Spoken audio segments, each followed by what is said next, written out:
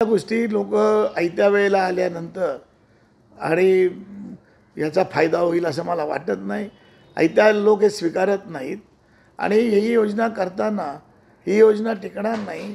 आता तुमच्या देखत मला कळलं की आता मध्य प्रदेशमध्ये ही योजना पुन्हा बंद करण्याचा निर्णय मध्य प्रदेश शासनाने घेतलेला आहे आणि त्याच्यामध्ये ज्या पद्धतीच्या 31 जागा या राज्यामध्ये आल्या त्या त्याच्यापेक्षा जास्त प्रपोशनमध्ये 185च्या पुढे महाविकास आघाडीला या जागा जातील असं मला वाटतं. आणि त्यामुळे या ठिकाणी असलेले विरोधक महायुतीवाले हे भयभीत झालेले आहेत आणि त्यांना आता खात्री वाटत नाही आहे की आपण या ठिकाणी आपल्याला यश मिळेल आणि त्यामुळे निराशेने आणि भयभीत होऊन ते वेगवेगळ्या योजना जाहीर करत आहेत.